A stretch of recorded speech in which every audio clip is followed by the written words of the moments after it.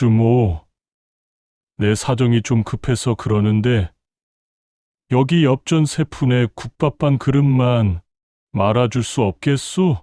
보시다시피 내 꼴이 일이 되어 염치불구하고 청하는 것이오. 누더기가 된 도포 자락 끝으로 시린 겨울바람이 사정없이 파고들었습니다. 한양을 떠나 보름을 걸어온 진수의 발걸음은 이미 제 의지를 잃은 지 오래였습니다. 10년 전 마을 사람들의 환송을 받으며 비단 꽃길을 걷듯 떠나던 그 위풍당당한 선비의 기계는 온데간데 없었습니다. 가끈은 떨어져 나간 지 오래고 하얗던 버선 코는 구멍이 나 붉게 얼어 터진 발가락이 비죽이 고개를 내밀고 있었습니다. 진수는 고향 마을 어기장터의 왁자지껄한 소음을 들으며 걸음을 멈췄습니다.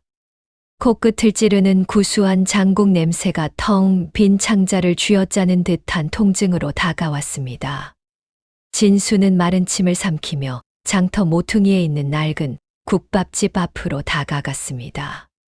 솥뚜껑 위로 뽀얗게 피어오르는 김이 마치 꿈속의 풍경처럼 아련했습니다. 그는 주머니 속을 뒤적였습니다. 손가락 끝에 걸리는 것이라곤 차가운 쇠조각 몇 개뿐이었습니다.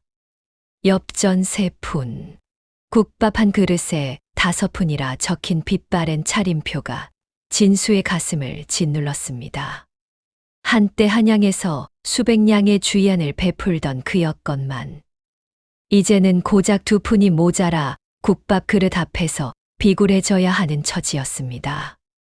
주모, 내 사정이 좀 급해서 그러는데 여기 엽전 3푼에 국밥 반 그릇만 말아줄 수 없겠소. 진수의 목소리는 모기 소리처럼 가냘프게 떨렸습니다. 평생 고개를 숙여본 적 없는 선비의 목소리에는 자존심의 잔해가 섞여 있었습니다. 국밥집 주모는 눈을 가늘게 뜨고 진수를 훑어보았습니다. 양반 입내하고 차려입은 도포는 걸레보다 못했고 얼굴은 때가 절어 누군지 알아볼 수도 없었습니다. 주모가 국자를 솥에 탕탕 치며 쏘아 붙였습니다. 아이고, 나으리 같은 분들이 한둘인 줄 아셔?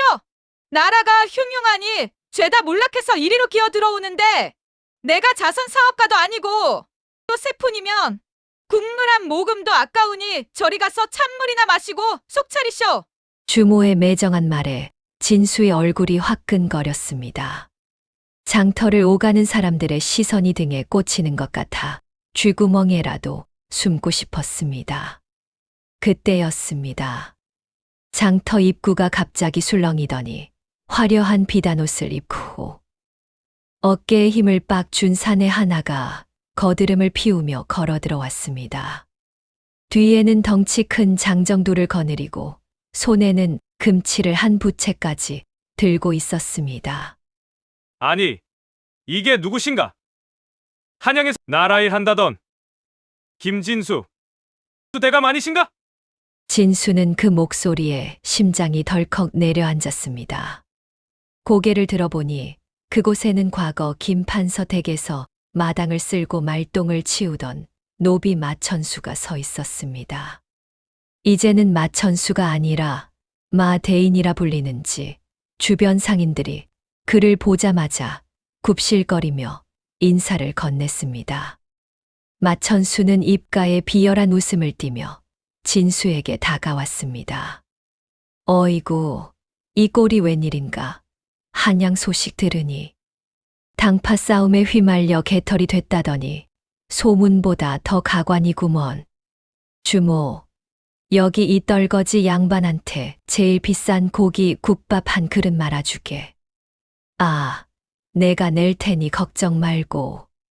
마천수는 품 안에서 엽전 주머니를 꺼내 일부러 진수의 발등 위에 짤랑거리며 던졌습니다. 흙먼지 위로 흩어진 엽전들이 진수의 무너진 자존심처럼 굴러다녔습니다. 주변 사람들이 낄낄거리며 웃음을 터뜨렸습니다.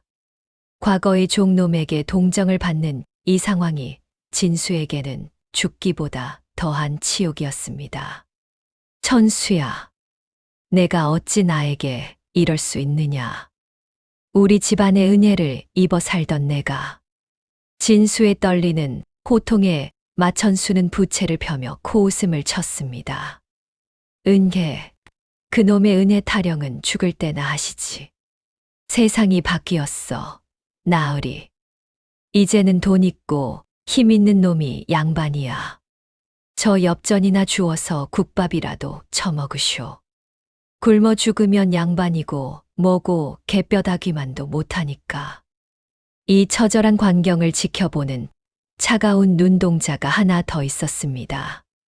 장터 한복판에서 말린 고사리와 약초 보따리를 내려놓고 장사를 하던 소녀 연이었습니다. 연이는 마천수의 횡포에 고개를 숙인 초라한 선비를 물끄러미 바라보았습니다. 연이는 혀를 찢차며 바닥에 뱉었습니다. 비단 옷 입고 떵떵거릴 때는 언제고 이제 와서 구걸질이라니. 우리 할머니 가슴에 대못 박은 그 사람도 저런 몰골일까? 아이의 목소리에는 압이 없는 자식으로 10년을 살아온 도끼와 원망이 가득 서려 있었습니다. 연희는 진수와 눈이 마주칠 뻔했으나 이내 경멸하듯 고개를 돌려버렸습니다. 이 몰락한 선비의 비참한 귀한 길, 과연 어떤 서글픈 사연이 있을까요? 이 사연 시작하기 전에 귀한 시간 내어 찾아주셔서 감사 인사드립니다. 구독과 좋아요로 부탁드리며 마음에 따뜻해지는 옛날 이야기 속으로 함께 해주시길 바랍니다. 진수는 차마 바닥에 떨어진 엽전을 줍지 못했습니다. 배고픔보다 더 큰 수치심이 그의 목을 조여왔습니다. 그는 국밥집을 등지고 비틀거리며 장터를 빠져나왔습니다. 등 뒤에서 마천수의 비웃음 소리와 사람들의 수군거림이 파도처럼 밀려왔습니다. 서산 너머로 해가 뉘엿뉘엿 지고 있었습니다. 10년 만에 돌아온 고향은 그에게 따뜻한 품 대신 얼음장 같은 냉대와 무심한을 내어주고 있었습니다. 진수는 산길을 오르며 생각했습니다. 저 멀리 보이는 허물어져 가는 초가집. 그곳에서 자신을 기다리고 있을 어머니와 딸의 얼굴을 무슨 면목으로 볼 수 있을까? 특히 아까 장터에서 보았던 그 당찬 소녀의 눈빛이 자꾸만 가슴을 찔렀습니다. 찬서리가 내린 길 위에 진수의 눈물이 툭 떨어졌습니다. 비단옷은 잃었으나 아직 죽지 못한 목숨이 원망스러웠습니다. 하지만 그는 가야만 했습니다. 부러진 갓끈을 손에 꽉 쥔 채 그는 어둠이 내려앉은 고향집 대문을 향해 무거운 발걸음을 재촉했습니다. 이제 곧 마주할 진실은 장터의 조롱보다 더 아픈 칼날이 되어 그를 기다리고 있을 것이었습니다. 장터에서 마천수에게 당한 수모가 채 가시기도 전에 어둠은 고향 마을을 짐승의 입처럼 집어삼켰습니다. 산 그림자가 내려앉은 고갯길을 비틀거리며 오르던 진수의 눈앞에 기억 속보다 훨씬 작고 초라해진 초가집 한 채가 나타났습니다. 10년 전 한양으로 떠나던 날 아침 이슬에 반짝이던 그 집은 이제 짚이 썩어 내려앉고 담벼락 곳곳이 갈라진 처연한 몰골이었습니다. 진수는 차마 대문을 밀지 못하고 그 앞에 멈춰 섰습니다. 손바닥에 닿은 거친 나뭇결이 마치 지난 세월 자신이 외면했던 가족의 고통처럼 느껴졌습니다. 진수가 떨리는 손으로 살인문을 밀자 낡은 경첩이 비명을 지르며 정적을 깼습니다. 마당 한 구석 가느다란 등잔불 빛이 배어나오는 문창지 너머로 누군가의 밭은 기침 소리가 들려왔습니다. 진수는 그 소리만으로도 심장이 멎는 것 같았습니다. 어머니의 목소리였습니다. 그는 홀린 듯 방 앞으로 다가와 무릎을 꿇고 엎드렸습니다. 어머니 소자 진수, 이제야 돌아왔습니다. 방 안의 기척이 뚝 끊겼습니다.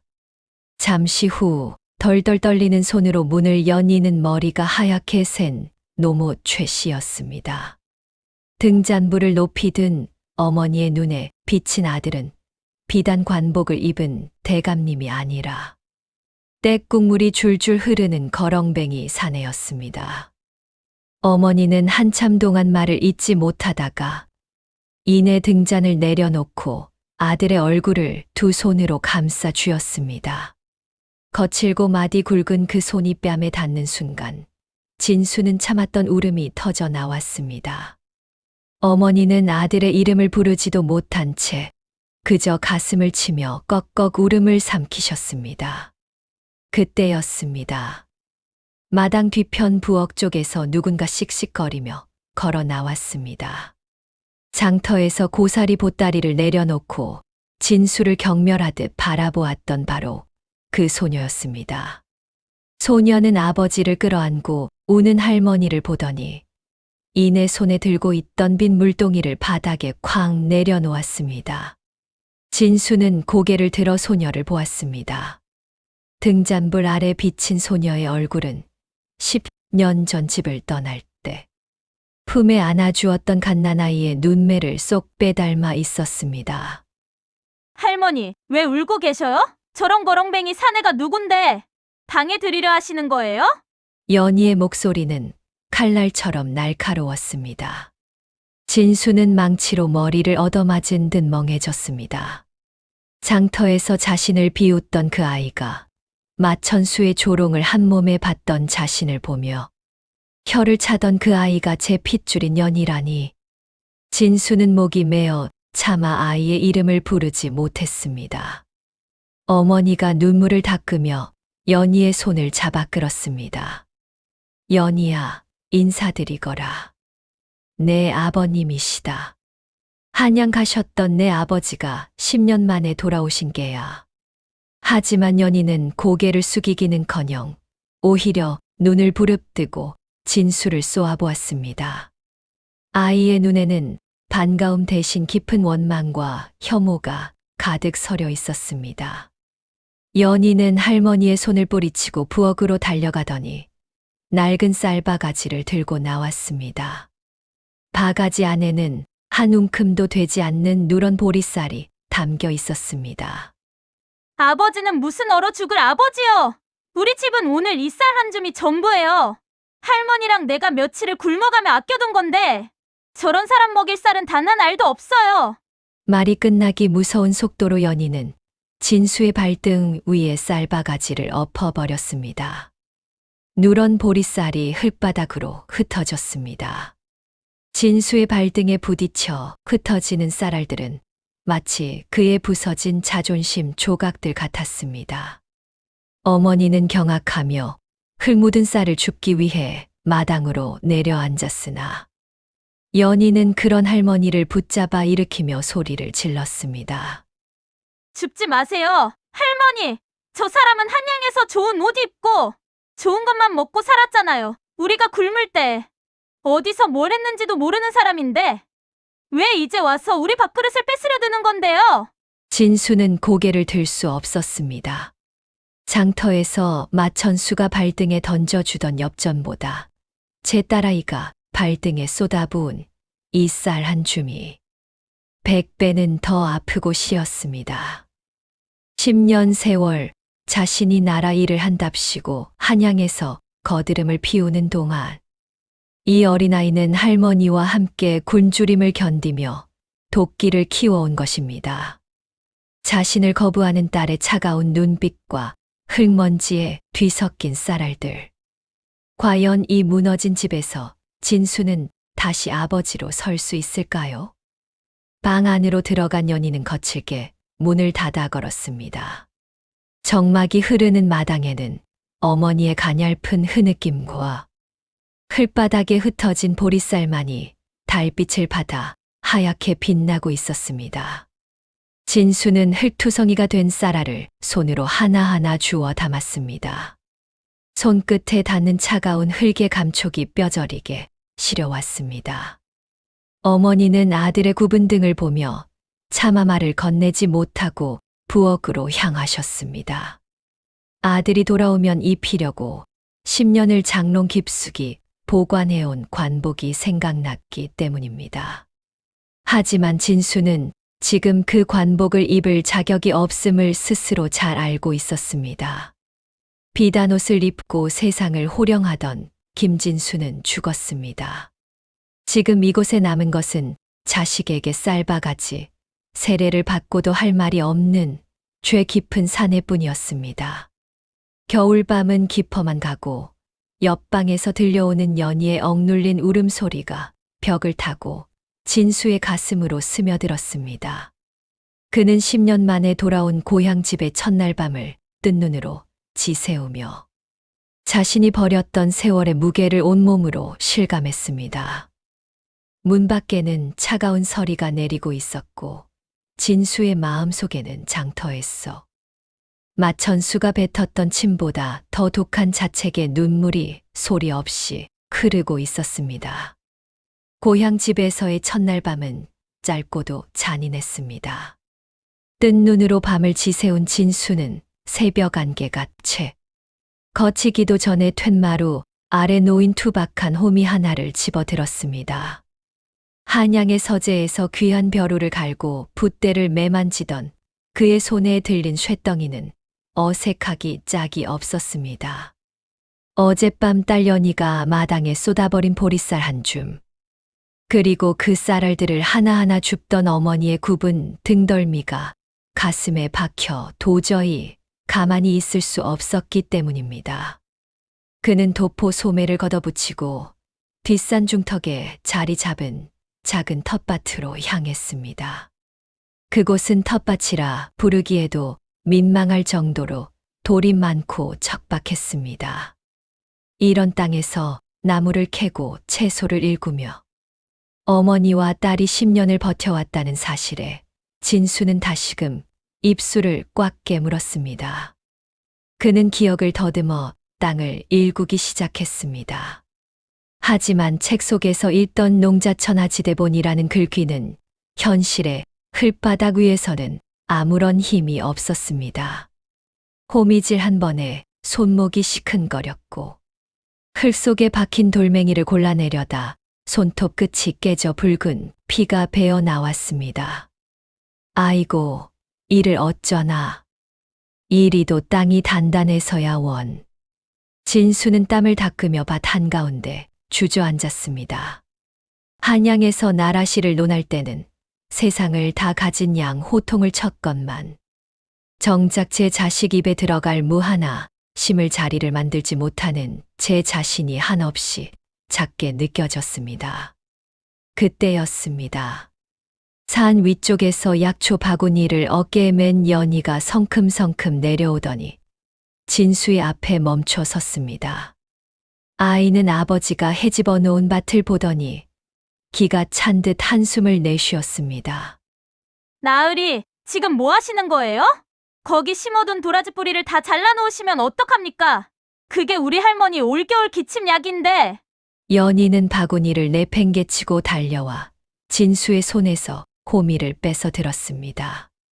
진수가 힘으로 파헤쳐 놓은 자리에는 반으로 댕강 잘려나간 도라지 뿌리가 처참하게 널브러져 있었습니다. 진수는 당황하여 어쩔 줄 몰랐습니다. 도와주려던 마음이 오히려 자식의 귀한 생계 수단을 망쳐버린 꼴이 된 것입니다. 미안하다. 연희야, 나는 그저 땅을 좀 고르게 해서 무라도 심어볼까 싶어서 그랬는데. 무는 무슨 무예요? 이 땅은 돌이 많아서 지금 심어도 자라지 않아요. 땅의 결도 모르면서 붓대 휘두르듯 토미질을 하시니 이 모양이죠. 저리 비켜나 계셔요. 도움은커녕 일만 늘리시니 원. 연희는 아버지를 밀쳐내고 능숙하게 흙을 다독이기 시작했습니다. 12살 아이의 손이라고는 믿기지 않을 만큼 연희의 손놀림은 빠르고 정확했습니다. 어느 결에 흙을 파내야 뿌리가 상하지 않는지, 어떤 돌을 골라내야 싹이 잘 돋는지 아이는 온몸으로 알고 있었습니다. 진수는 밭둑에 앉아 그 뒷모습을 보았습니다. 10년 전 아버지가 성공해서 비단옷사 올게라며 머리를 쓰다듬어 주던 그 아이는 이제 아비보다 훨씬 강인한 약초 박사이자 집안의 실질적인 가장이 되어 있었습니다. 연희는 한참 동안 밭을 손보더니 땀을 훔치며 진수를 돌아보았습니다. 흙먼지가 묻은 아이의 얼굴에는 여전히 원망의 빛이 서려 있었지만 아까보다는 조금 누그러진 기색이었습니다. 나으리, 정말로 이 집에서 밥값이라도 하시겠다면 똑바로 배우셔요. 이 흙은 나으리가 보던 종이하고 달라요. 거짓말을 안 하거든요. 흘린 땀만큼만 내어주고 정성을 들인 만큼만 자라요. 한양에서 배운 잘난 말들은 여기선 아무 쓸모 없단 말입니다.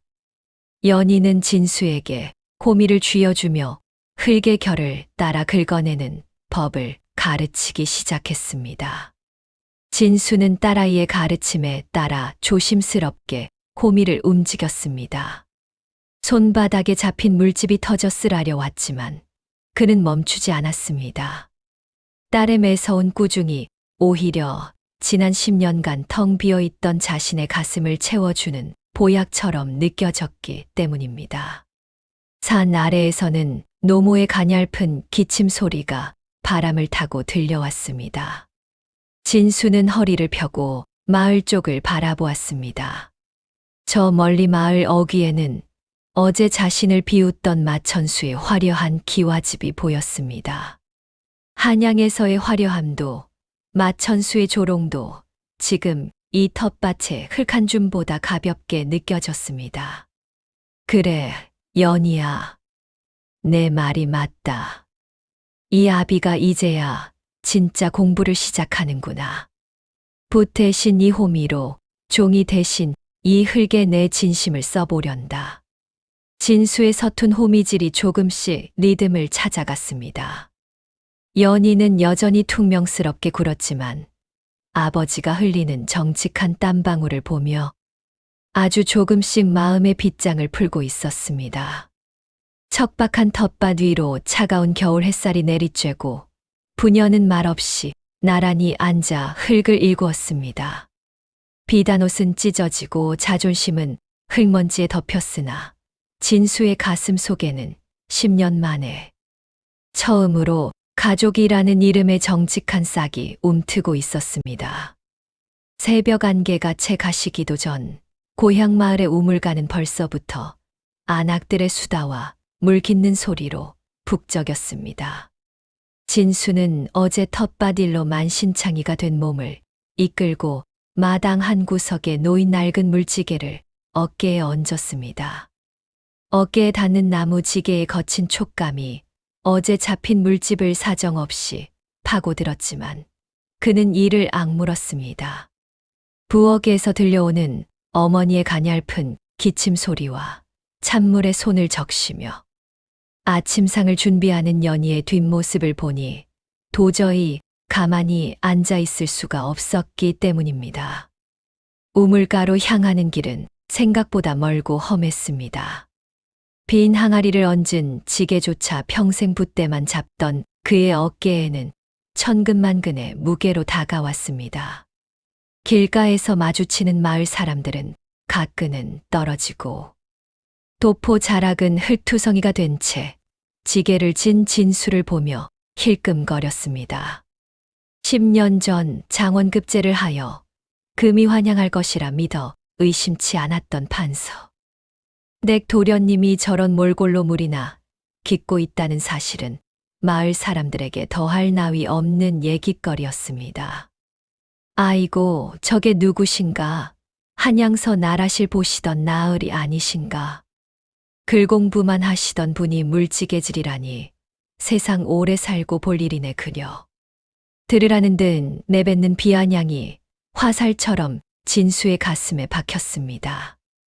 예전에 그였다면 당장이라도 호통을 치며 양반의 채통을 세웠겠지만 지금의 진수는 그럴 기력조차 없었습니다.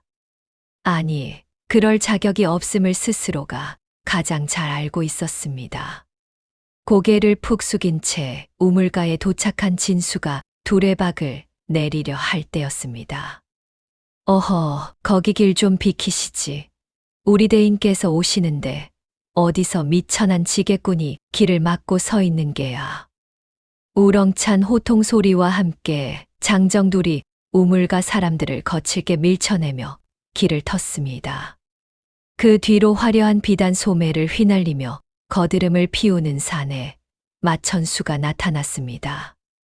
마천수는 금박을 입힌 부채로 입가를 가리며 눈을 가늘게 떴습니다. 그의 시선은 곧 우물가 구석에서 지게를 진 채 쩔쩔매고 있는 진수에게 머물렀습니다. 마천수의 입가에 비열한 비웃음이 걸렸습니다. 아니, 이게 또 누구신가? 김진수 대감 아니신가?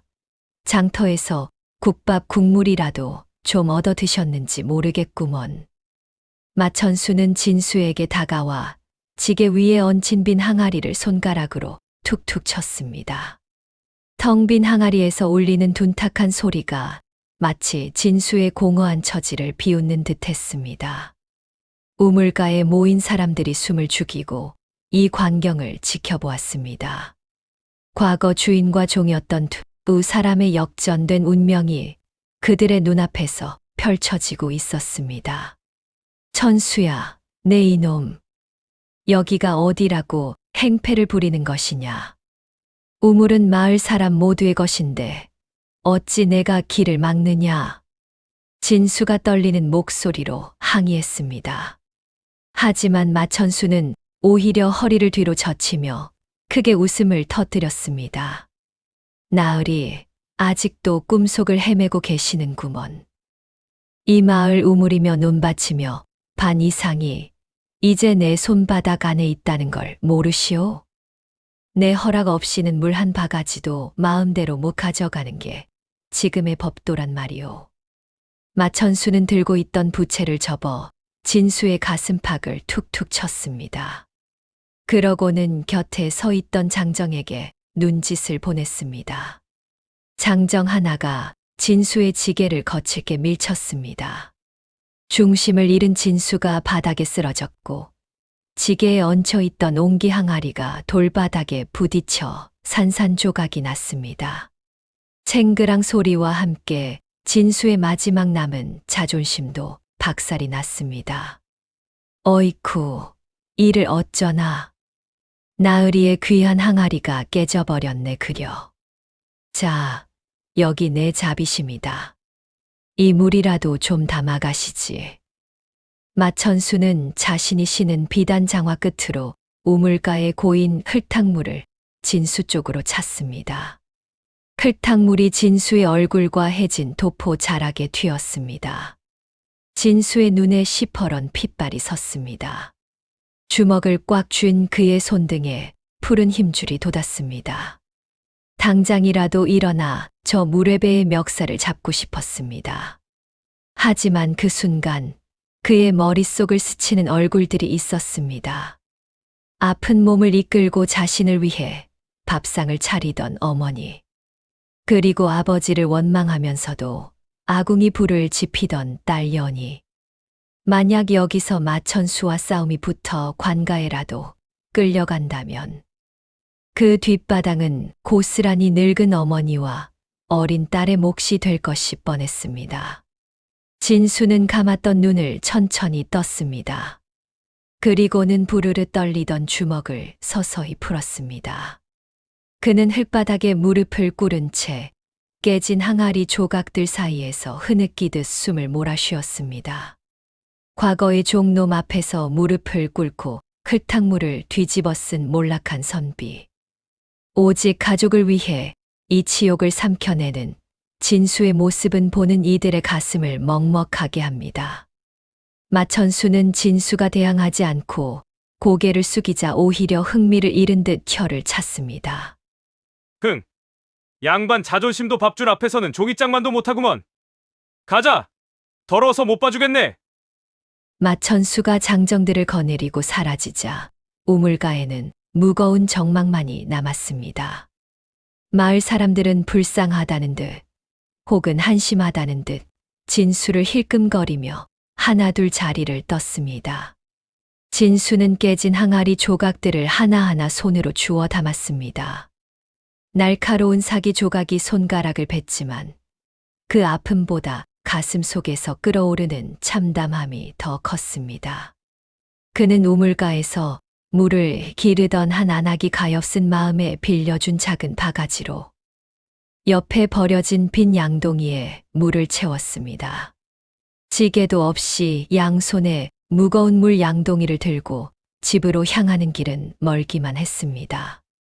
팔은 끊어질 듯 아파왔고 다리는 천근만근 무거웠습니다. 하지만 진수는 멈추지 않았습니다. 얼굴에 묻은 흙탕물이 말라붙어 버석거렸지만 그는 그것을 닦아내지도 않았습니다. 그 흙탕물은 자신이 지난 10년간 저질렀던 오만과 소홀함에 대한 훈장과도 같았습니다. 집 대문에 도착했을 때 연희가 마당을 쓸다 멈춰서서 아버지를 보았습니다. 흙투성이가 된 채 깨진 항아리 조각을 품고 양손에 물을 들고 돌아온 아비의 몰골에 연희의 눈동자가 흔들렸습니다. 아이는 무슨 일이 있었는지 묻지 않았습니다. 다만 아버지의 손가락에서 뚝뚝 떨어지는 핏방울과 엉망이 된 도포를 보며 입술을 꽉 깨물 뿐이었습니다.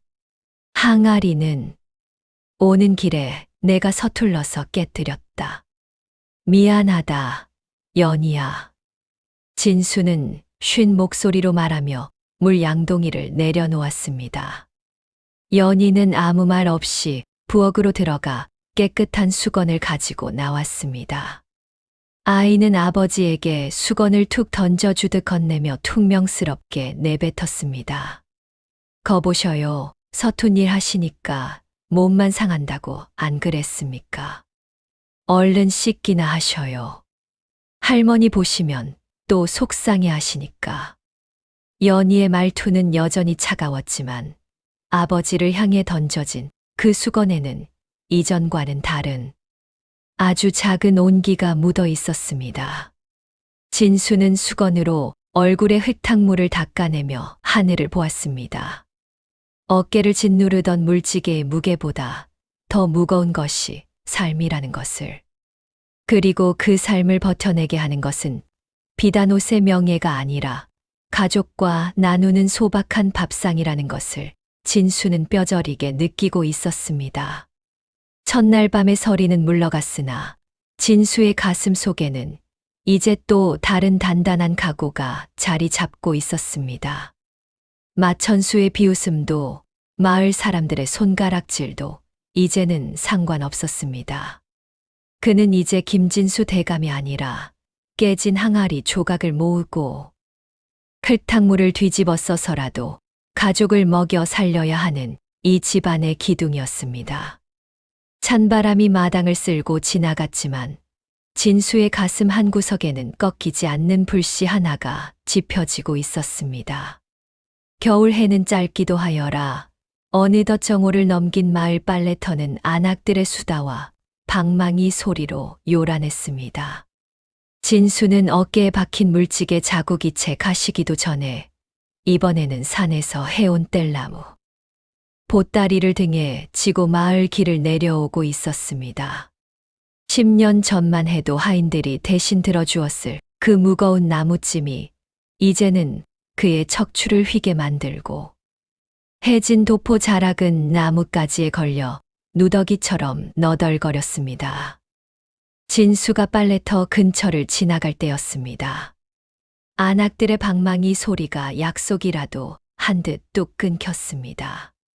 그리고는 곧 여기저기서 킥킥거리는 웃음소리와 함께 가시 돋친 말들이 화살처럼 날아와 진수의 등에 꽂혔습니다. 어머, 저기 좀 봐. 김판서댁 도련님이 이번에는 나무꾼이 되셨네. 한양서 나라실 보신다더니 산신령님하고 바둑이나 두다 오셨나 봐. 그러게 말이오. 늙은 어머니가 손녀 데리고 10년을 피땀 흘려 키워놨더니 결국 저런 꼴로 돌아와. 입 하나 더 거들게 생겼으니 저 집 노인네 팔자도 참 기구하지. 안악들의 비아냥거림은 진수의 가슴을 비수처럼 찔렀습니다. 어제 우물가에서 마천수에게 당한 수모도 모자라. 이제는 평생 얼굴을 마주하며 살아야 할 마을 사람들에게조차 구경거리가 된 현실이 참담했습니다. 진수는 주먹을 꽉 쥔 채 고개를 숙이고 발걸음을 재촉했습니다. 그런데 그때 장터에서 약초를 팔고 돌아오던 연희가 이 광경을 목격했습니다. 아이의 눈에 불꽃이 튀었습니다. 아주머니, 할 일 없으면 집안 식구들 양말이나 꿰매지. 왜 남의 집 일을 감나라 대추나라 하시는 거예요? 우리 아버지가 아주머니 나무 한 개라도 훔쳐왔나요? 연희가 성큼성큼 빨래터로 다가와 소리를 질렀습니다. 비웃던 아낙들의 얼굴에서 웃음기가 싹 가셨습니다. 평소에도 당차기로 소문난 년이었지만 오늘따라 아이의 기세는 서슬퍼런 칼날 같았습니다. 진수는 딸의 목소리에 걸음을 멈췄습니다. 자신을 그토록 미워하던 아이가 남들 앞에서는 목숨 걸고 자신을 방어해 주는 모습에 가슴 한구석이 찡해왔습니다. 이년아, 어른 말씀하시는데 어디서 눈을 똑바로 뜨고 대드느냐? 내 아비가 불효 자식인 건 온 마을이 다 아는 사실인데 내가 틀린 말했어? 박씨 안악이 씩씩거리며 맞받아쳤습니다. 연희는 지지 않고 더 크게 소리쳤습니다. 우리 아버지가 늦게 오신 건 잘못이지만 그래도 저한테는 하나뿐인 아버지예요. 남의 아버님 욕하기 전에 아주머니 아들 단속이나 잘하셔요. 지난번 주막에서 술 먹고 쌈박질하다 포도청 끌려갈 뻔한 건 온 동네가 다 아는데. 연희의 거침없는 폭로의 빨래터는 순식간에 아수라장이 되었습니다. 안악들이 연희를 꾸짖으려 들던 그때 빨래터 뒤편 커다란 바위 뒤에서 누군가 굵은 목소리로 호통을 쳤습니다. 이 시끄러운 여편네들아! 물 맑은 빨래터에서 웬 까마귀 우는 소리들을 이리들 내느냐? 마을에서 가장 입이 거칠기로 소문난 하지만 그만큼 속정도 깊은 조씨 할멈이었습니다. 할멈은 머리에 따리를 튼 채 커다란 빨래 대야를 이고 나타났습니다. 안악들은 조씨 할멈의 등판에 움찔하며 입을 다물었습니다. 할멈은 진수에게 다가오더니 그가 쥐고 있는 나무찜을 지팡이로 툭 쳤습니다. 어이! 김서방짐이 무거운 건 어깨 탓이 아니라 내 마음속에 든 그 잘난 자존심 탓인 걸 모르겠느냐? 진수는 당황하여 고개를 숙였습니다. 할멈은 진수의 흙 묻은 도포 자락을 보며 혀를 찢 찼습니다. 선비질은 배까죽이 부를 때나 하는 것이여. 지금 내 꼴을 보아라. 비단 옷은 찢어져서 누더기가 됐고 손에는 붓 대신 가시가 박혔는데 아직도 내가 한양 대감인 줄 아느냐? 저기 저 연이 좀 봐라. 저 어린 것이 내 허물을 덮으려고 동네 사람들하고 맞싸우고 있잖냐. 내가 진짜 양반이라면 긁기나 읊을 게 아니라 저 아이 어깨에서 침부터 빼서 들어야지. 할멈의 거친 호통은 진수의 정신을 번쩍 들게 했습니다. 마을 사람들의 비아냥보다 할멈의 이 한마디가 더 아프게 심장을 때렸습니다. 할멈은 안악들을 향해 눈을 부라리며 덧붙였습니다. 그리고 너희들도 잘 들어라. 남의 집 불난데 부채질하지 말고 내들 집 아궁이나 살펴. 사람은 누구나 한 번쯤 넘어지는 법이요. 저 사람도 이제 정신 차리고 흙 만지겠다는데 왜들 그리 못 잡아먹어 안달이요? 할멈의 서슬퍼런 일갈에 안악들은 투덜거리며 다시 방망이질을 시작했습니다. 할멈은 진수에게 조그만 보자기를 하나 쑥 내밀었습니다. 가져가서 노인네랑 연희 좀 먹여라. 어제 꾼 돈 대신 받은 떡이니까 미안해할 것 없어. 보자기 안에는 김이 모락모락 나는 시루떡 몇 조각이 들어 있었습니다. 비단 옷의 명예보다 더 무거운 삶의 가르침을 던지는 욕쟁이 할멈. 그리고 처음으로 아버지를 위해 세상 앞에 당당히 맞선 어린 딸 연희. 진수는 과연 이 투박하지만 따뜻한 마을의 진심 속에서 진수는 많은 생각이 머릿속을 스쳐 지나갔습니다. 연희는 씩씩거리며 진수에게 다가와 등에 진 나무찜을 뒤에서 밀어주었습니다. 아이의 눈에는 여전히 눈물이 맺혀 있었지만 진수를 바라보는 눈빛은 어제의 경멸과는 사뭇 달랐습니다. 나으리, 아니 아버지 왜 바보같이 가만히 계셔요? 저 사람들이 뭐라고 하면 아니라고 소리라도 치셔야죠. 자꾸 고개만 숙이니까 더 우습게 보잖아요. 진수는 10년 만에 처음으로 연희의 입에서 나온 아버지라는 말에 가슴이 뭉클해졌습니다.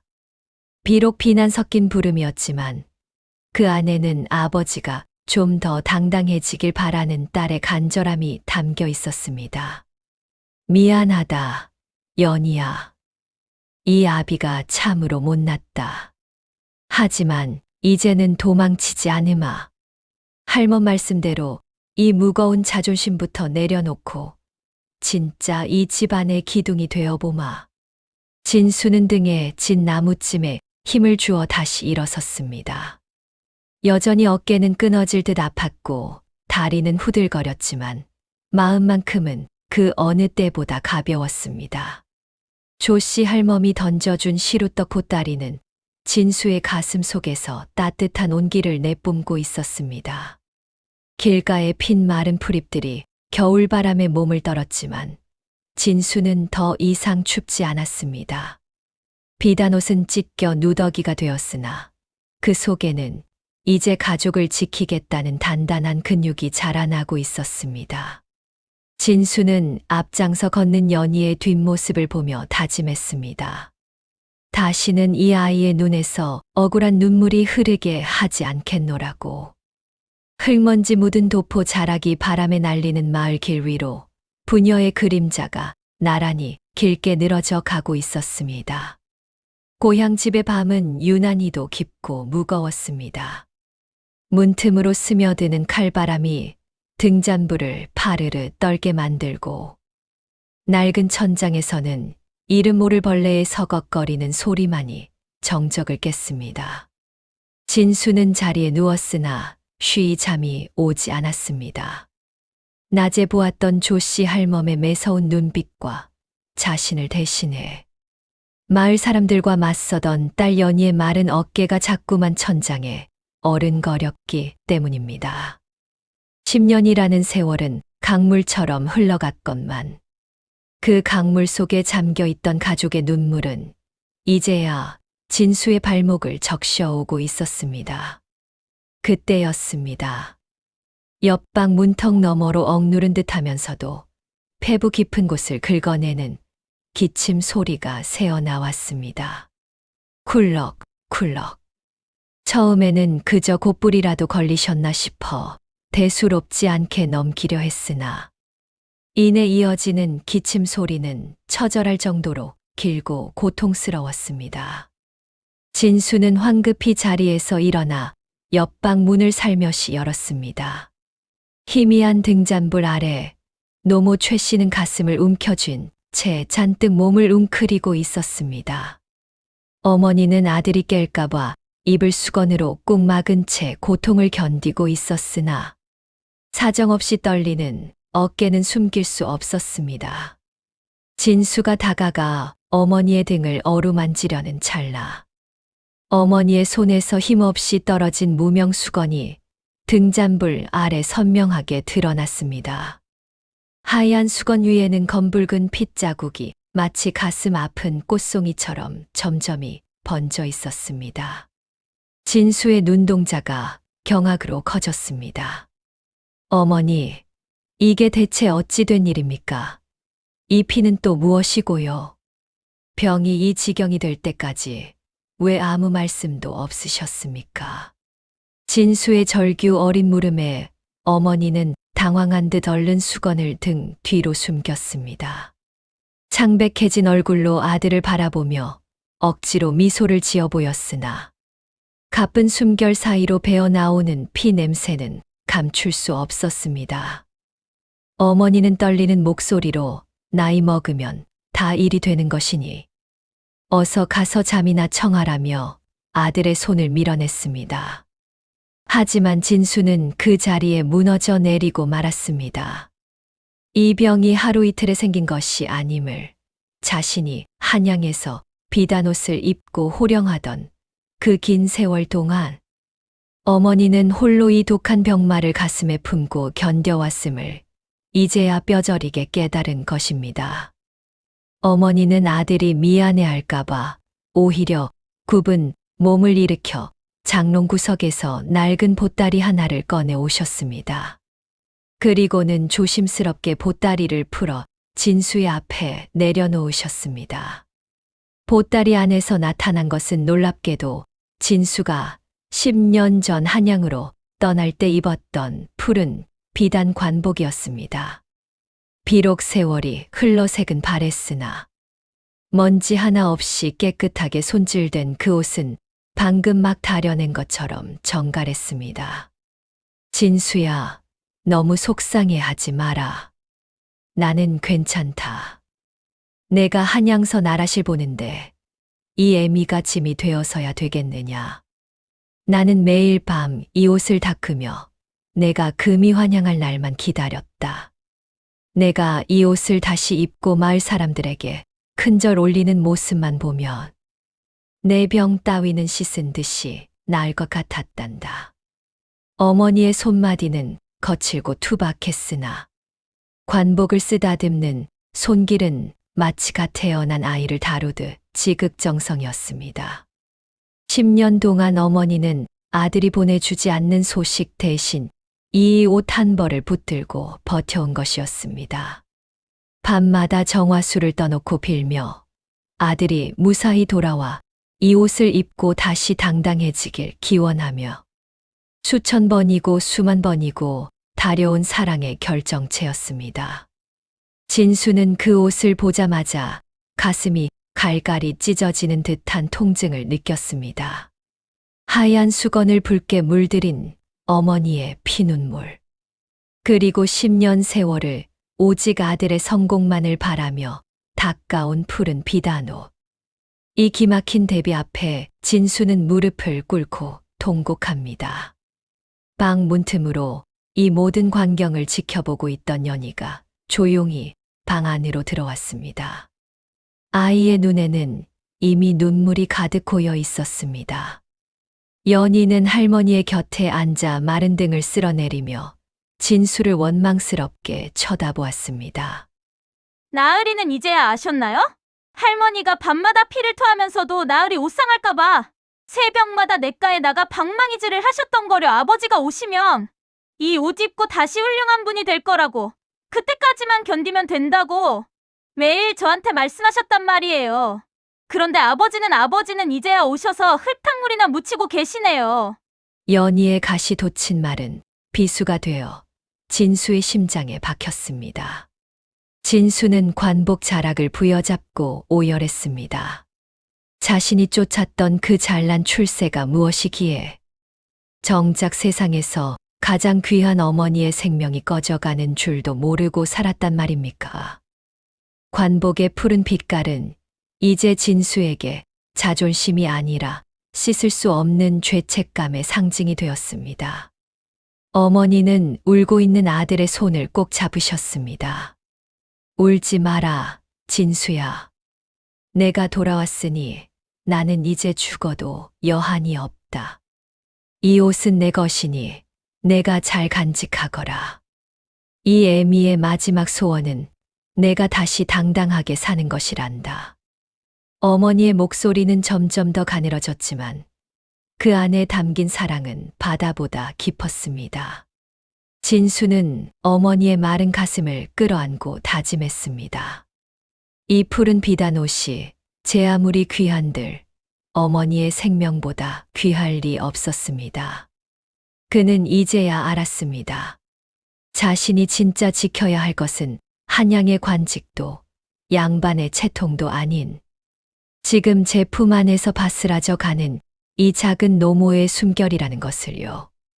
밤이 깊어갈수록 진수의 눈빛은 처절한 슬픔을 넘어 어떤 단단한 각오로 변해가고 있었습니다. 그는 곁에서 흐느끼는 연희를 바라보며 결심했습니다. 내일 아침 날이 밝는 대로 어머니를 살릴 길을 찾겠노라고. 그것이 자신의 마지막 남은 자존심을 통째로 도려내는 일이라 할지라도 그는 기꺼이 그 길을 가겠노라 맹세했습니다. 어둠 속에서 어머니의 거친 기침 소리가 다시 들려왔고 진수는 어머니의 손을 놓지 않은 채 하얗게 밤을 지새웠습니다. 이른 아침의 장터는 생존의 열기로 북적였으나 그 길을 걷는 진수의 마음은 살얼음판을 걷는 듯 시리고 무거웠습니다. 그의 가슴팍에는 어머니가 10년을 다려온 푸른 비단 관복이 보자기에 쌓인 채 안겨 있었습니다. 옷의 무게는 한 근도 되지 않았으나 그 속에 담긴 어머니의 소망과 자신의 지난 세월은 천근만근의 무게로 진수의 어깨를 짓눌렀습니다. 한 발자국 뗄 때마다 관복 자락이 가슴에 닿는 느낌이 마치 어머니의 마른 손길처럼 느껴져 진수는 자꾸만 목이 메어왔습니다. 장터 모퉁이 낡고 어두침침한 전당포 문 앞에 섰을 때 진수는 깊은 숨을 몰아쉬었습니다. 이곳을 넘어서는 순간 그는 양반으로서의 마지막 긍지와 가문의 자부심을 영원히 내려놓게 될 것입니다. 하지만 어젯밤 하얀 수건을 붉게 물들였던 어머니의 핏자국이 환영처럼 눈앞에 어른거렸습니다. 진수야, 내가 다시 이 옷을 입고 당당해지는 게 내 마지막 소원이다 라던 노모의 가냘픈 목소리가 귓가를 때렸습니다. 진수는 눈을 질끈 감고 전당포 문을 거칠게 밀었습니다. 이복에 물건을 좀 보러 왔네. 진수가 보자기에서 푸른 관복을 꺼내어 책상 위에 올려놓았습니다. 전당포 주인은 돋보기를 코끝에 걸치고 비단결을 살폈습니다. 바랜 색깔에 비해 바느질 한 땀 한 땀이 정성스럽고 원단이 워낙 귀한 것이라 주인의 입등에서도 헛기침이 나왔습니다. 주인은 주파나를 튕기며 값을 매기려 했습니다. 그런데 바로 그때 전당포 입구의 발이 거칠게 젖혀지며 익숙한 비웃음 소리가 실내를 가득 채웠습니다. 어이구, 이게 누구신가? 장터에서 지게질이나 하시던 나으리께서 여기까지 웬일이셔? 아, 설마 그 낡아 빠진 옷이라도 팔러 오신 게요? 마천수였습니다. 그는 거드름을 피우며 진수 옆으로 다가와 비단 관복을 뚫어지게 쳐다보았습니다. 과거 김 판서댁에서 이 옷을 입고 마당을 나서는 진수의 뒤를 따르며 굽실거렸던 마천수의 눈에 이제는 먹잇감을 발견한 승냥이 같은 탐욕이 서려 있었습니다. 마천수는 주인이 만지던 관복을 거칠게 낚아챘습니다. 이 옷 내가 아주 잘 알지. 우리 옛나으리께서 한양 가실 때 입으셨던 그 옷 아니신가? 10년이 지났는데도 참으로 애지중지 닦으셨구먼. 근데 어쩌나 이제 이 옷은 주인 잃은 게 꼴이 되었으니 말이오. 마천수는 비웃으며 관복을 허공에 휘둘렀습니다.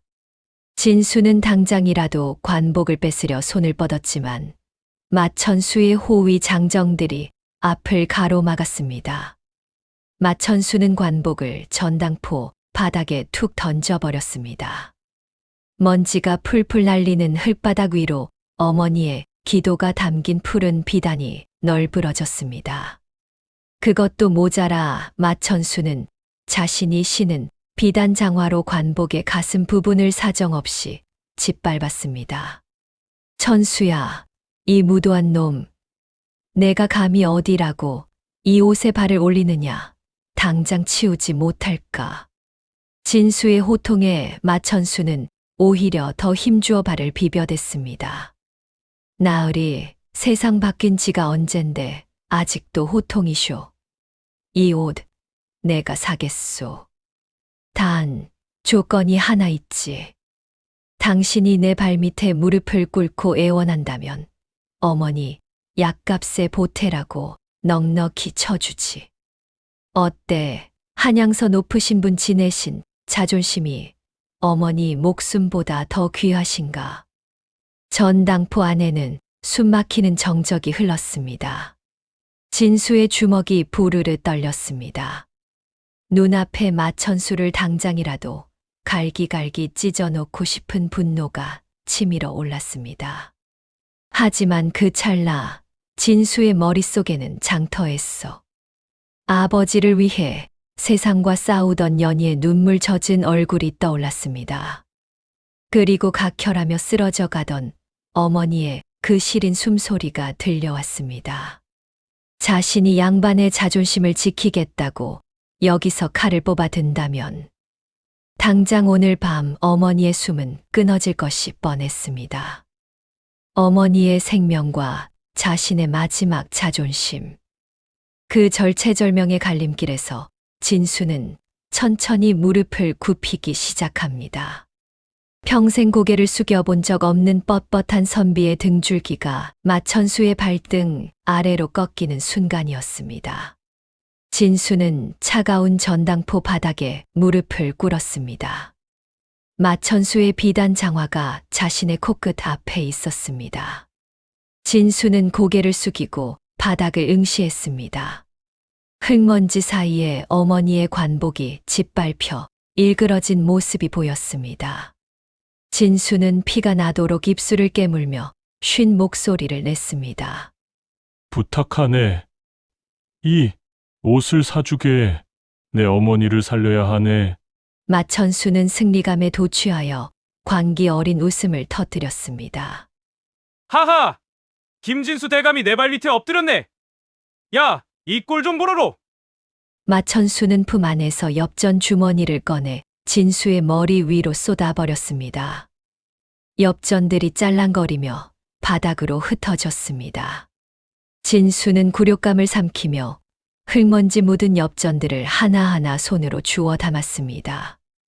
그것은 돈이 아니라 자신의 부서진 심장 조각들이었습니다. 마천수가 관복을 들고 유유히 전당포를 빠져나간 뒤 진수는 비틀거리며 일어섰습니다. 전당포 주인은 혀를 째차며 안타까운 시선으로 그를 바라보았습니다. 진수는 피 묻은 손을 옷소매로 닦아내며 엽전 주머니를 꽉 쥐었습니다. 이제 그의 품에는 더 이상 푸른 비단 관복이 없었습니다. 하지만 그 빈자리에는 오직 가족을 위해 모든 것을 내던진 한 남자의 처절하고도 단단한 의지가 채워져 있었습니다. 진수는 전당포를 나와 장터 약방으로 달렸습니다. 눈물이 앞을 가려 자꾸만 발이 꼬였으나 멈출 수 없었습니다. 비단옷은 흙탕물에 짓밟혀 사라졌으나 그는 이제야 비로소 알았습니다. 진짜 명예라는 것은 남이 입혀준 옷에 있는 것이 아니라 사랑하는 사람을 위해 스스로 무릎을 꿇을 줄 아는 그 뜨거운 용기에 있다는 것을 말입니다. 장터의 소음이 멀어지고 진수의 등 뒤로 아침 햇살이 길게 비쳤습니다. 그는 이제 비단옷을 입은 나으리가 아니라 어머니의 약봉지를 가슴에 품은 아들이 되어서 집으로 향해 가리라 생각했습니다. 전당포를 나선 진수의 품에는 묵직한 엽전 주머니가 안겨 있었습니다. 마천수의 발밑에서 구르며 하나하나 주워 담은 그 돈은 차가운 쇳덩이에 불과했으나 진수의 손바닥에는 불덩이처럼 뜨겁게 느껴졌습니다. 그것은 어머니의 남은 생명이었고 10년간 외면했던 가장으로서의 처절한 책임감이었습니다. 진수는 장터 한복판에 자리 잡은 커다란 약방으로 단숨에 달려갔습니다. 약방 안은 쌉싸름하고 매캐한 한약재 냄새가 가득했습니다. 주인장, 여기 어머니, 폐병에 가장 좋다는 약재들로만 지어주시오. 한 첩도 빠짐없이 가장 귀한 것으로 말이오. 진수는 엽전 주머니를 탁자 위에 내려놓았습니다. 약방 주인은 진수의 엉망이 된 도포와 흙먼지 묻은 안색을 살피더니 이내 엽전의 무게를 달아보고는 바삐 움직이기 시작했습니다. 약작두가 약재를 써는 규칙적인 소리가 들릴 때마다 진수의 가슴은 조금씩 진정되어 갔습니다. 하얀 종이에 정성껏 쌓여 노끈으로 묶인 약봉지 서너 뭉치가 진수의 손에 쥐어졌습니다. 그는 약봉지를 소중히 가슴에 품었습니다. 이제야 겨우 어머니를 마주할 면목이 선 것 같았습니다. 약방을 나와 고향집으로 향하던 진수의 발길이 장터 모퉁이 신발전 앞에서 멈춰 섰습니다. 그곳에는 화려한 색색의 실로 꽃무늬를 수놓은 비단 꽃신들이 가지런히 놓여 있었습니다. 진수는 문득 어제 텃밭에서 보았던 연희의 발을 떠올렸습니다. 12살 어린 소녀의 발이라고는 믿기지 않을 만큼 굳은 살이 박이고 다 해진 집신 사이로 붉게 터져 있던 그 가련한 발. 10년 전 집을 떠나며 다음에 올 때는 세상에서 가장 예쁜 꽃신을 사주만 하고 약속했던 기억이 비수처럼 가슴을 찔렀습니다. 진수는 주머니 속에 남은 엽전을 헤아려 보았습니다. 식구들 며칠 지킨 일을 이을 수 있는 돈이었지만 그는 망설임 없이 가장 고운 분홍색 꽃신 한 켤레를 가리켰습니다. 이 꽃신도 하나 주시오. 우리 아이 발에 꼭 맞는 것으로 말이오. 신발전 주인은 의아한 듯 진수를 쳐다보았습니다. 누더기를 입은 사내가 귀한 비단 꽃신을 찾는 것이 낯설었기 때문입니다. 하지만 진수의 눈빛은 그 어느 때보다 단단하고 평온했습니다. 그는 품에 약봉지를 안고 한 손에는 종이에 쌓인 꽃신을 든 채 장터를 빠져나왔습니다. 마을로 향하는 고갯길을 오르는 진수의 발걸음은 장터에 올 때와는 사뭇 달랐습니다. 자존심과 맞바꾼 약봉지, 그리고 미안함과 사랑을 담아 산 분홍 꽃신. 진수는 이제야 비단옷이 주지 못했던 진짜 가장의 무게를 느낍니다. 고개를 넘자 찬바람이 불어왔지만 진수는 춥지 않았습니다. 오히려 가슴팍에 닿는 약봉지의 온기가 온몸으로 퍼져나가는 기분이었습니다. 문득 자신의 옷소매를 보니 한양에서 가져온 그 화려했던 관복은 이제 없었습니다. 마천수의 발 아래 짓밟혀 전당포 구석에 처박힌 그 옷은 이제 진수에게 아무런 의미가 없었습니다. 10년간 자신을 가두었던 양반이라는 거창한 감옥에서 비로소 해방된 기분이었습니다. 비단옷은 바람 한 번에 날아가는 허울뿐인 것을. 내 어찌 그 종이장 같은 명예를 지키겠다고 이 귀한 것들을 잊고 살았단 말인가. 진수는 헛웃음을 지으며 길가에 펴있는 마른 풀들을 바라보았습니다. 세상은 변함없이 시리고 척박했지만 그 세상을 대하는 진수의 마음은 이미 봄을 맞이할 준비를 마친 상태였습니다. 마을 어귀에 다다랐을 때 저 멀리 나무 아래 앉아 길을 살피던 작은 실루엣이 보였습니다. 연희였습니다. 아이는 아침 일찍 나간 아버지가 돌아오지 않자 못내 걱정이 되었는지 찬바람을 맞으며 고갯마루를 지키고 있었던 것입니다. 진수를 발견한 연희는 얼른 자리에서 일어나 옷에 묻은 흙을 털어냈습니다. 그리고는 반가움을 숨기려는 듯 일부러 퉁명스럽게 소리쳤습니다. 왜 이제 오셔요? 할머니가 얼마나 기다리는 줄 아세요? 어디서 또 길이라도 잃으신 줄 알았잖아요. 연희는 투덜거리며 진수에게 달려왔습니다. 진수는 아무 말 없이 품 안의 약봉지를 연희에게 건넸습니다. 그리고는 뒤에 감추고 있던 꽃신을 아이의 발치에 내려놓았습니다. 연희는 눈을 크게 뜨고 종이 꾸러미를 보았습니다.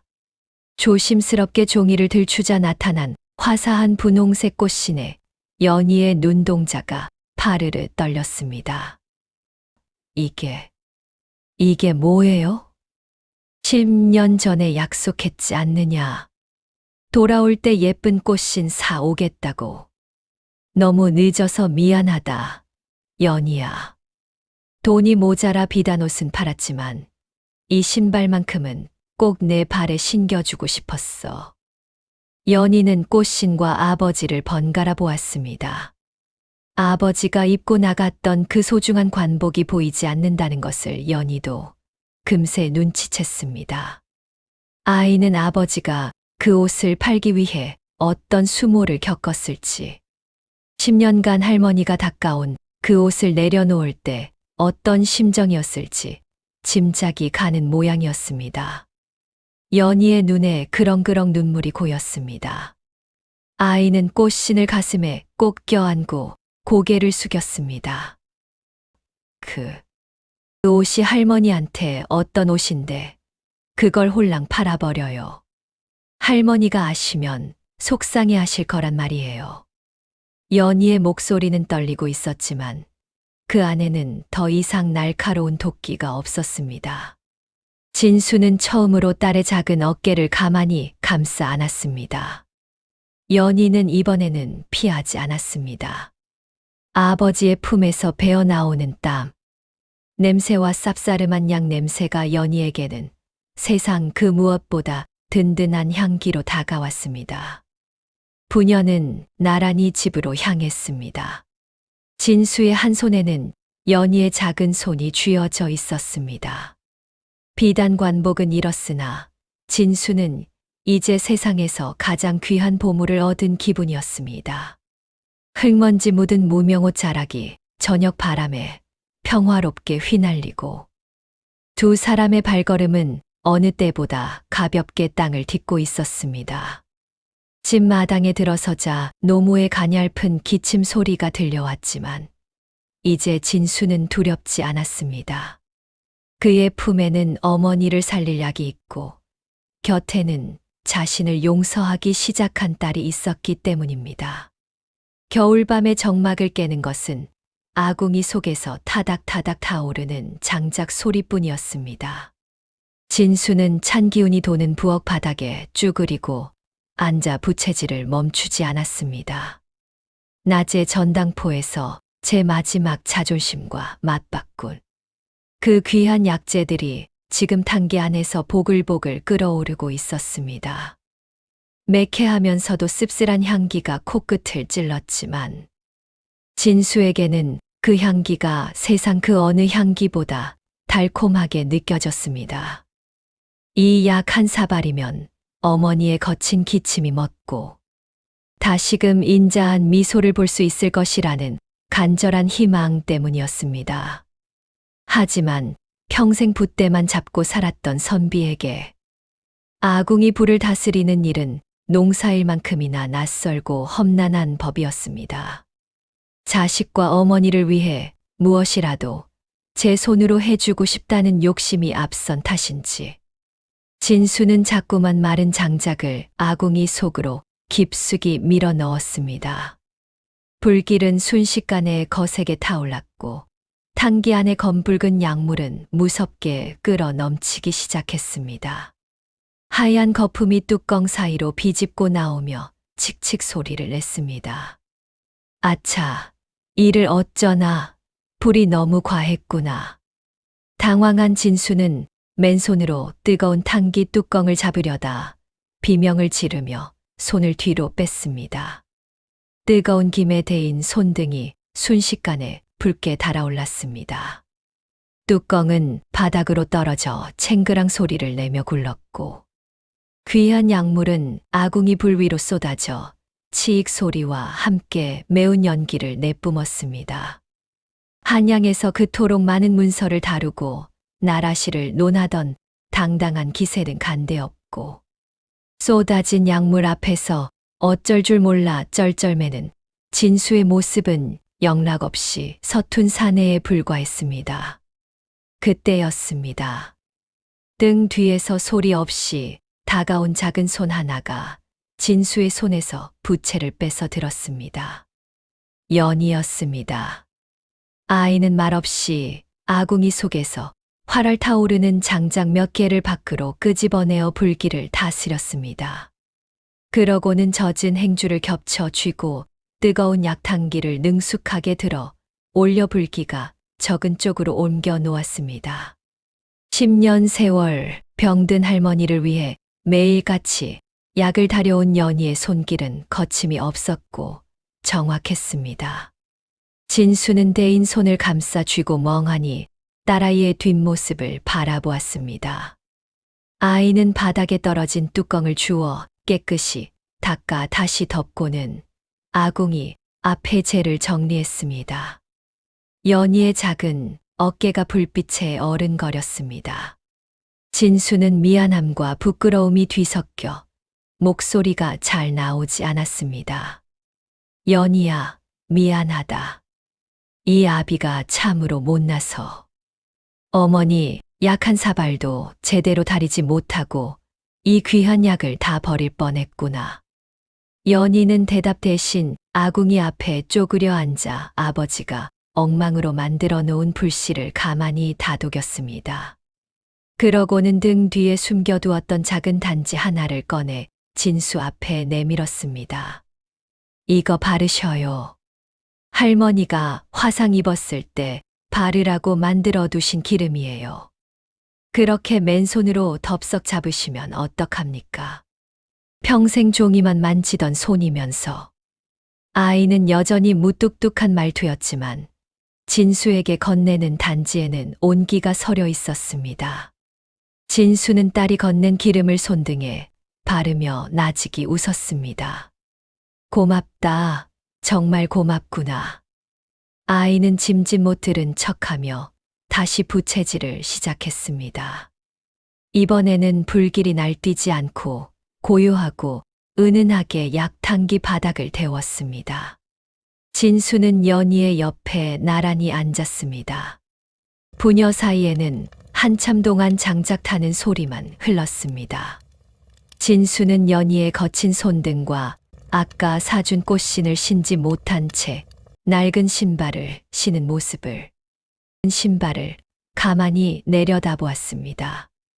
아비의 빈자리를 채우느라 일찍 어른이 되어버린 아이의 세월이 그 짧은 손놀림 속에 다 들어있는 것 같아 가슴이 미어졌습니다. 연희야, 내가 이 험한 일을 10년이나 해왔구나. 이 아비는 비단옷 입고 거드름 피우는 동안 너는 이 차가운 아궁이 앞에서 할머니 기침 소리에 가슴을 졸였어. 내가 정말 죽을 죄를 지었다. 자존심이 내 목숨인 줄 알고 살았는데 이제 보니 진짜 소중한 건 이 아궁이 앞에 너랑 같이 앉아 있는 거였어.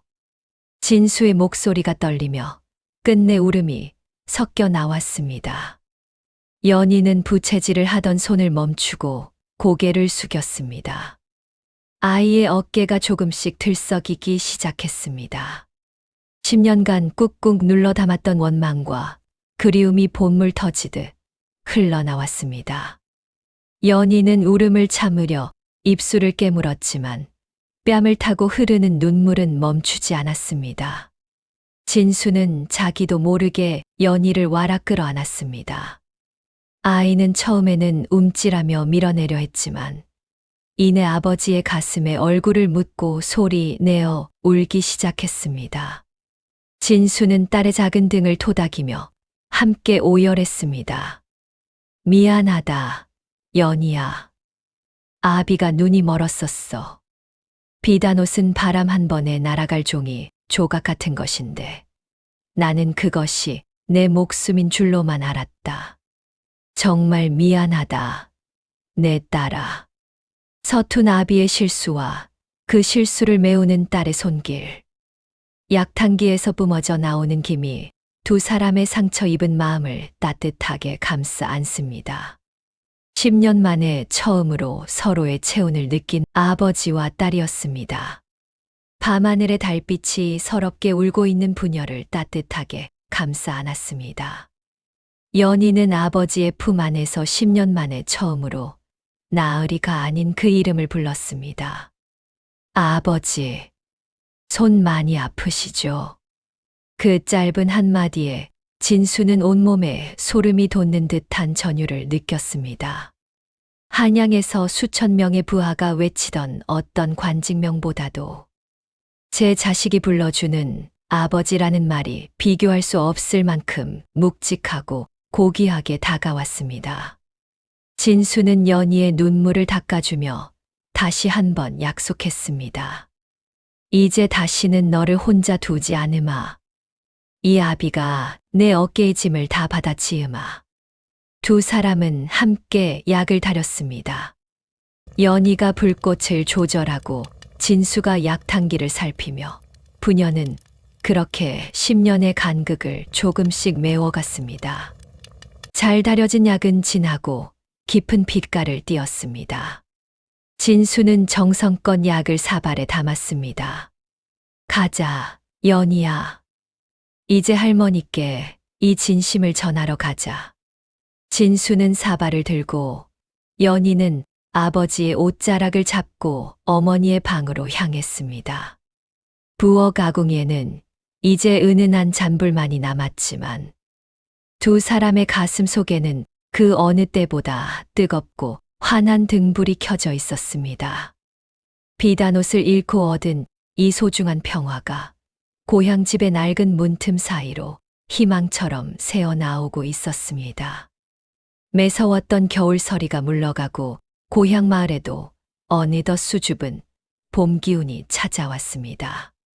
꽁꽁 얼어붙었던 개울물이 졸졸 소리를 내며 흐르기 시작하고 마당 구석에 죽은 드서있던 고목나무 끝에는 연분홍색 매화 봉오리가 하나둘 기지개를 켭니다.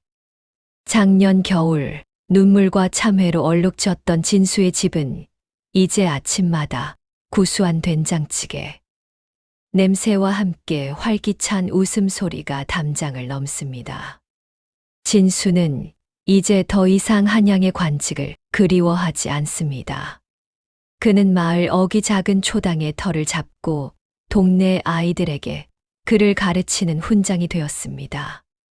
과거 급제를 위한 죽은 글이 아니라 부모를 섬기고 이웃을 사랑하는 살아있는 도리를 가르치는 그의 목소리는 그 어느 때보다 단단하고 평온합니다. 아이들의 낭랑한 글 읽는 소리가 들려올 때면 진수는 가끔 자신의 거친 손바닥을 내려다봅니다. 굳은 살이 단단하게 박여 이제는 호미질을 해도 물집이 잡히지 않는 그 손은 그가 평생 가졌던 그 어떤 훈장보다도 자랑스러운 훈장이 되었습니다.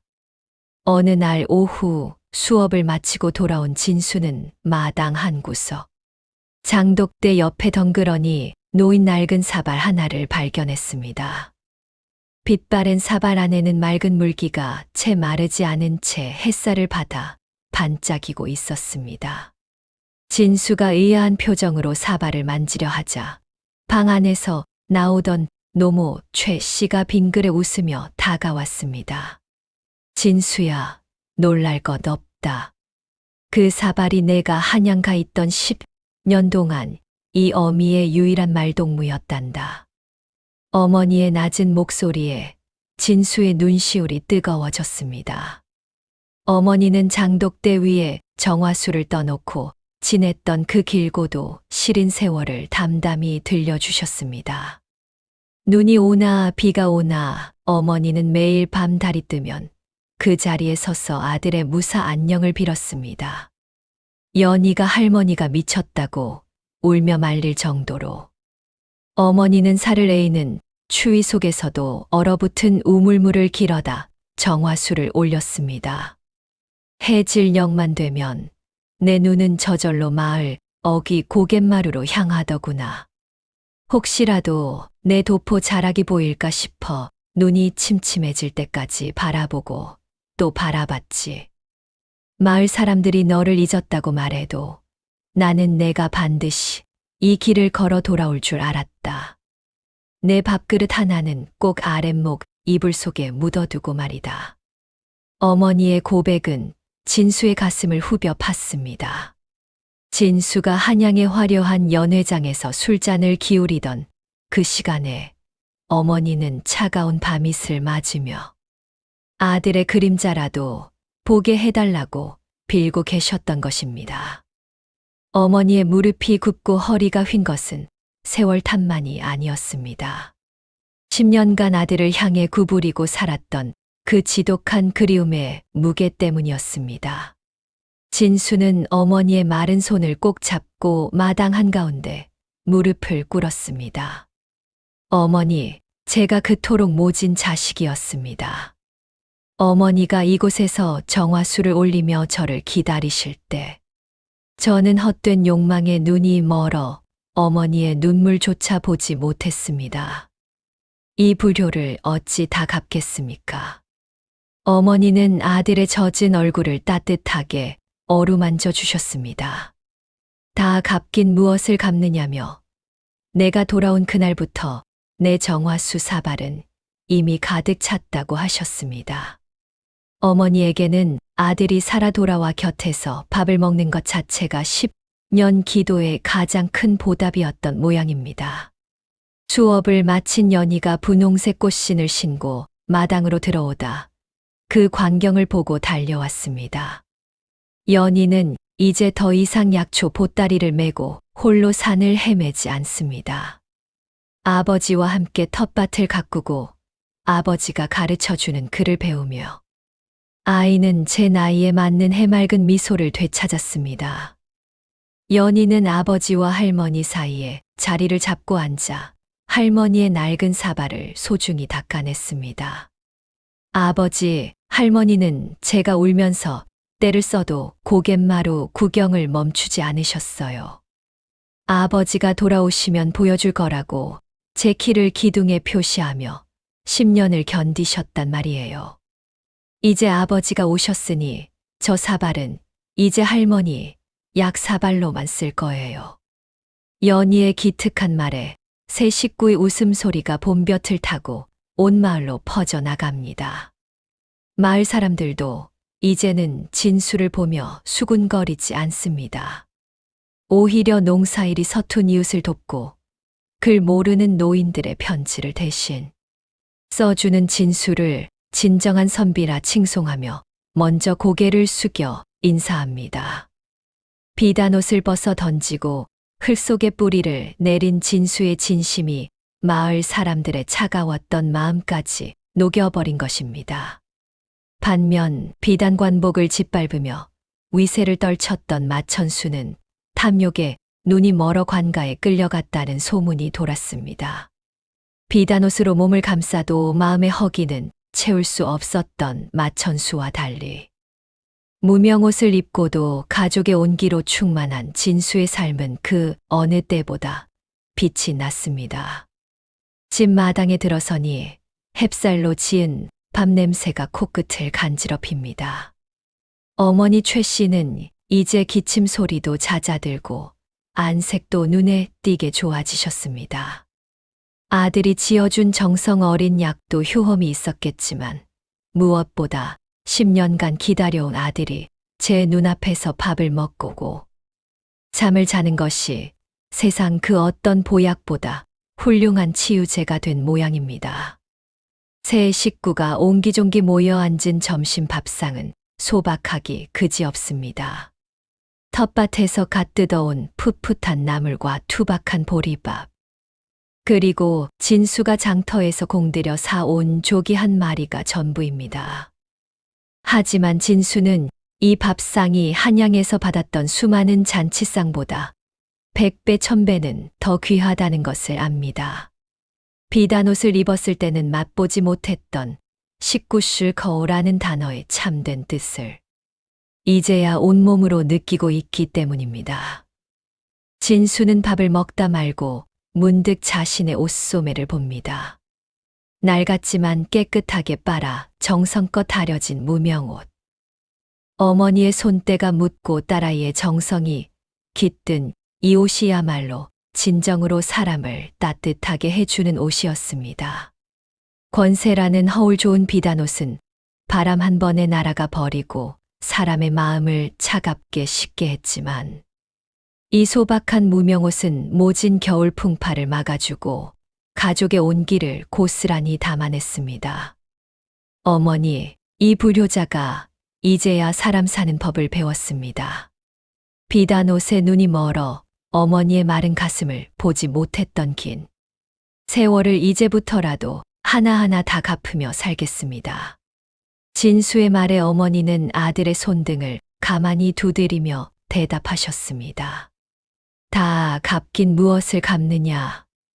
내가 이렇게 내 눈앞에서 밥을 먹고 연희가 내 옆에서 웃고 있는 것만으로도 나는 이미 차고 넘치게 다 받았다. 어머니의 말씀은 봄바람처럼 부드럽게 진수의 마음을 어루만져 주었습니다. 해질녘 고향 마을에 노을이 붉게 물들 때 진수는 문득 장터 쪽을 바라봅니다.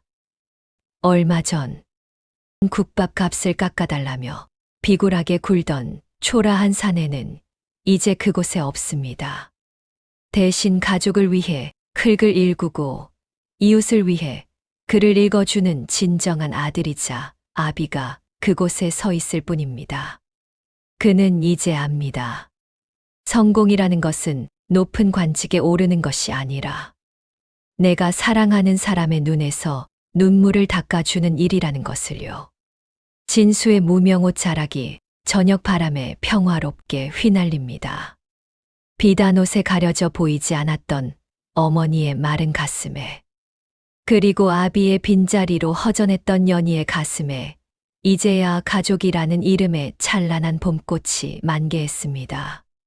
설이 내린 귀향길에서 시작된 이 이야기는 이제 따스한 봄볕 아래에 세 사람이 함께 걷는 희망찬 발걸음으로 영원히 기억될 것입니다. 오늘 이야기에 마음에 울림이 있으셨는지요? 옛날 담화수는 우리네 삶에서 있었던 이야기로 울림을 전해드리고자 합니다. 구독과 좋아요로 소중한 인연이 이어졌으면 합니다. 여러분의 따뜻한 마음에 가슴 뭉클한 사연으로 정성껏 보답하겠습니다. 지금 어느 지역에서 함께하고 계신지 편하게 댓글로 말씀 주시면 감사한 마음 담아 반갑게 인사 올리겠습니다. 댁내에 늘 평안히 깃들길 바라며 지금까지 옛날 담화순이었습니다. 감사합니다.